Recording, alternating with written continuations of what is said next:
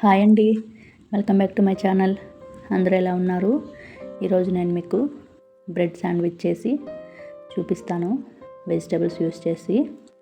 దానికోసం నేను మల్టీగ్రెయిన్ బ్రెడ్ని తీసుకున్నానండి.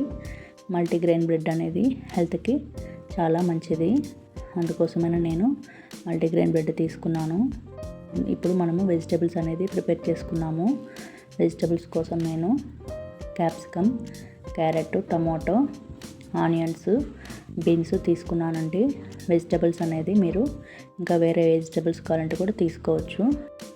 ఈ వెజిటేబుల్స్ని ఒక పాన్ పెట్టి హీట్ అయ్యాక అందులో గీ వేసుకున్నాను. నేను ఆయిల్ బదులు గీ వేసి వెజిటేబుల్స్ అనేది ఫ్రై చేసుకుంటున్నాను.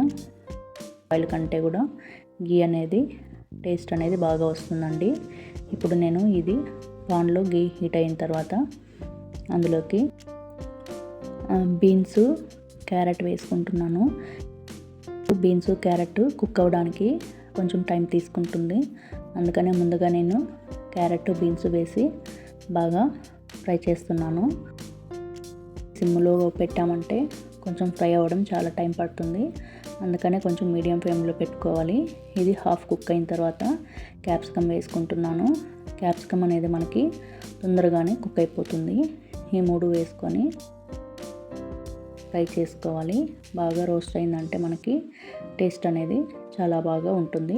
మీరు మధ్య మధ్యలో కావాలంటే ఇలా గీ కూడా యాడ్ చేసుకోవచ్చు. ఆడకుండా ఉండడానికి మనం ఒకటేసారిగా గీ ఎక్కువ తీసుకోలేదు, అందుకోసమని మధ్య మధ్యలో గీ యాడ్ చేసుకుంటూ ఇలా ఫ్రై చేసుకోవాలి.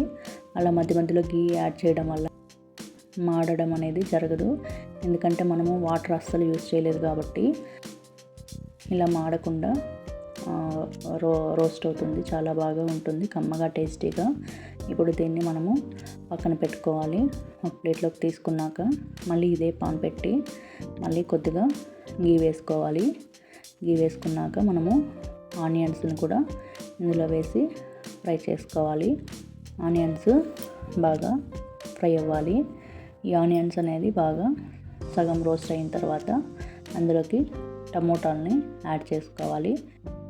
ముందుగానే టమోటాలు వేసేసామంటే ఆనియన్స్ అనేది ఫ్రై అవ్వదు, అందుకోసమనే సగం ఆనియన్స్ ఫ్రై అయిన తర్వాత ఈ టమోటాలను కూడా వేయాలి.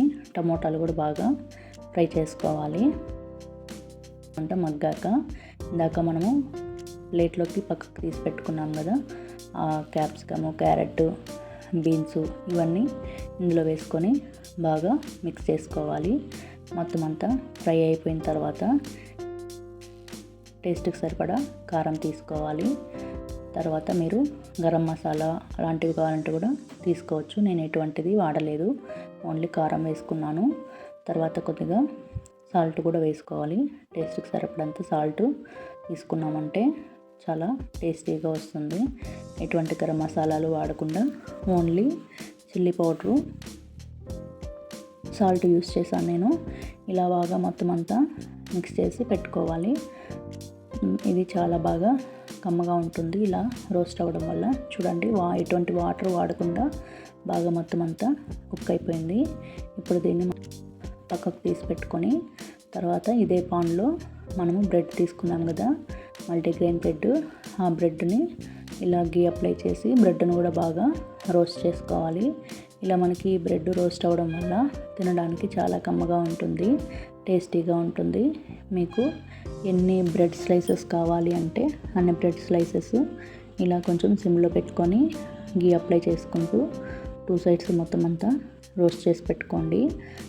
బ్రెడ్ కాల్చేటప్పుడు కొంచెం లో ఫ్లేమ్లోనే ఉంచండి, ఎందుకంటే హై ఫ్లేమ్లో ఉంటే బ్రెడ్ అనేది మాడిపోతుంది.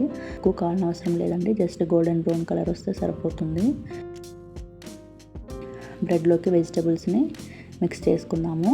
ఒక బ్రెడ్ ముక్క తీసుకొని ఫస్ట్ మనం ఇందాక అన్నీ వేసి రోస్ట్ చేసి పెట్టుకున్నాం కదా, ఆ వెజిటేబుల్స్ అనేది బ్రెడ్ మీదకి మొత్తం అంతా స్ప్రెడ్ చేసుకోవాలి.